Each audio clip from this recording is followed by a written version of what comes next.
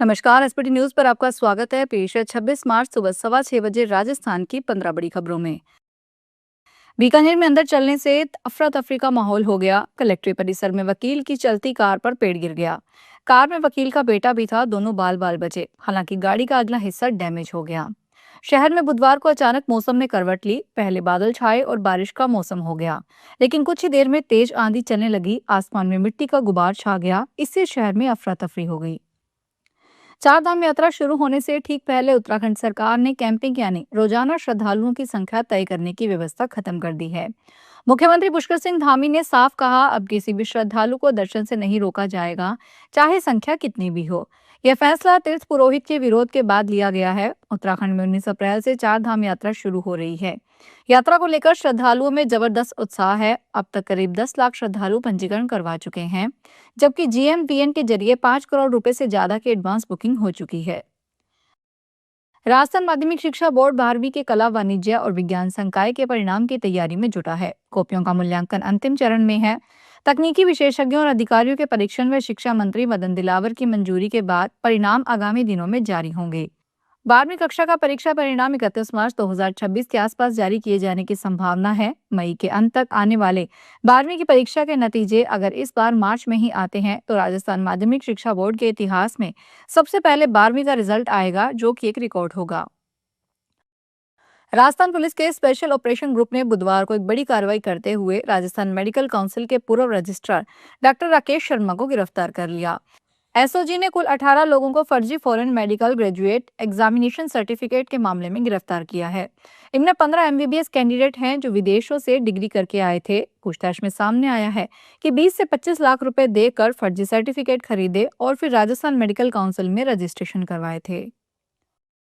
भगवान श्री राम से संबंधित स्थलों का दर्शन करवाने के लिए भारत गौरव डीलक्स एसी पर्यटक ट्रेन 30 मार्च को श्री रामायण यात्रा पर रवाना होगी। रेलवे ने बुधवार को यहां बताया कि प्रसिद्ध रामायण सर्किट ट्रेन यात्रा 30 मार्च को दिल्ली से शुरू होगी। सरकार के देखो अपना देश और एक भारत श्रेष्ठ भारत दृष्टिकोण को बढ़ावा देने के लिए शुरू की गई भारत गौरव पर्यटक ट्रेन भगवान श्री राम से जुड़े प्रमुख स्थलों को कवर करेगी। अगर आपके घर के पास गैस पाइपलाइन आ गई है और आपने पीएनजी कनेक्शन नहीं लिया तो अगले 3 महीने में आपके घर आने वाला एलपीजी सिलेंडर बंद कर दिया जाएगा।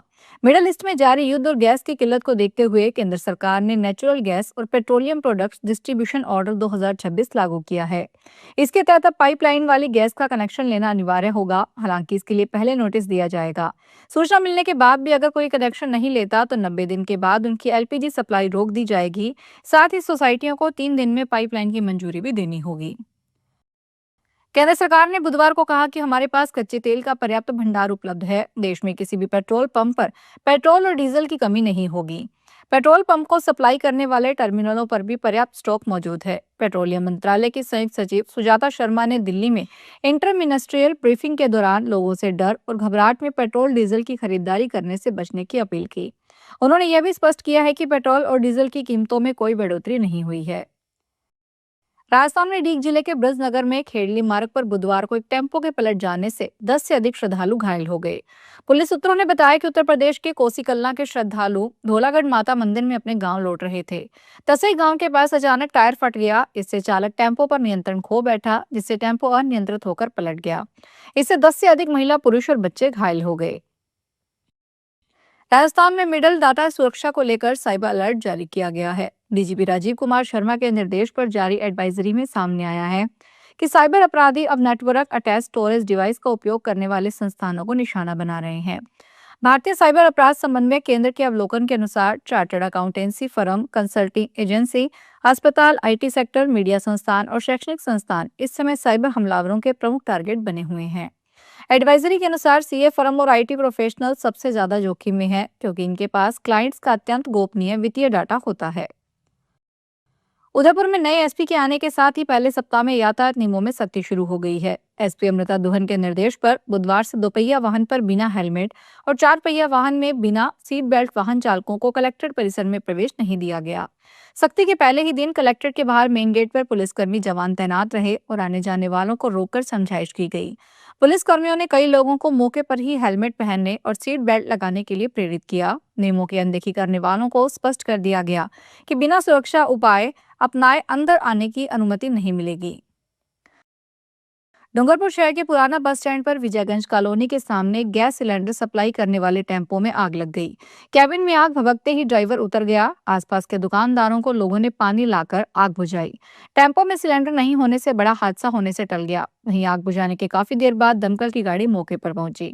दरअसल शहर के लक्ष्मी गैस एजेंसी का एक टेम्पो पुराना बस स्टैंड के पास आया। इसके बाद ड्राइवर सोहनलाल हड़ात टेम्पो को वापस लेकर एजेंसी जा रहा था। इसी दौरान टेम्पो के कैबिन में अचानक आग लग गई। राजस्थान में खाद्य पदार्थों में मिलावट को रोकने के लिए भले ही शुद्ध के लिए युद्ध अभियान को वर्ष भर चलाने के निर्देश हों, लेकिन हकीकत यह है कि सीकर जिले में मिलावट का कारोबार बेलगाम हो गया।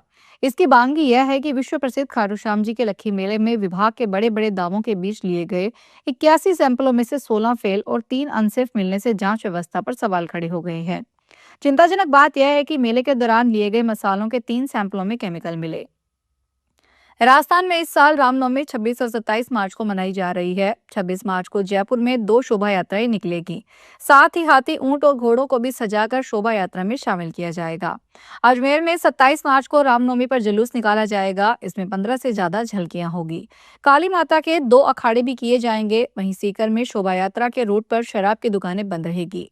उदयपुर में रामनवमी पर मंदिरों में तोपों की सलामी दी जाएगी। ओल्ड सिटी के हनुमान गेट और पंचदेवरिया बालाजी मंदिर पर तोपें छोड़ी जाएगी। राजस्थान के सरकारी स्कूलों में बुधवार को मेगा पेरेंट टीचर मीटिंग का आयोजन किया गया। कई स्कूलों में बड़ी संख्या में अभिभावक पहुंचे और अपने बच्चों की शैक्षणिक प्रगति की जानकारी ली। हालांकि कुछ स्कूलों में अभिभावकों की उपस्थिति कम रहने पर शिक्षा मंत्री ने नाराजगी जताई। शिक्षा मंत्री मदन दिलावर ने जयपुर के कुछ सरकारी स्कूलों में आयोजित पीटीएम का औचक निरीक्षण किया।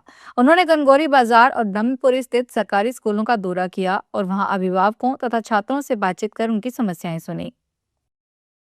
जोधपुर विद्युत वितरण निगम लिमिटेड के संभावित विभाजन और निजीकरण का कर्मचारियों ने विरोध शुरू कर दिया है। बुधवार को कर्मचारियों ने कार्यस्थल पर काली पट्टी बांधकर प्रदर्शन किया। जोधपुर डिस्कॉम के अंतर्गत 13 जिलों के लगभग 250 उपखंडों के अंतर्गत सभी अधिकारियों और कर्मचारियों ने काली पट्टी बांधकर निजीकरण का विरोध किया।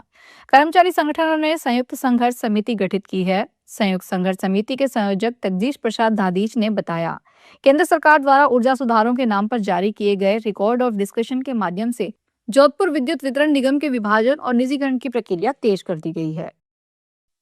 तो ये थी राजस्थान की 15 बड़ी खबरें। अगर आपको हमारा बुलेटिन पसंद आया हो तो वीडियो को लाइक करें, अपने दोस्तों से शेयर करें और चैनल को सब्सक्राइब करना ना भूलें। फिर मिलेंगे नई खबरों के साथ। धन्यवाद।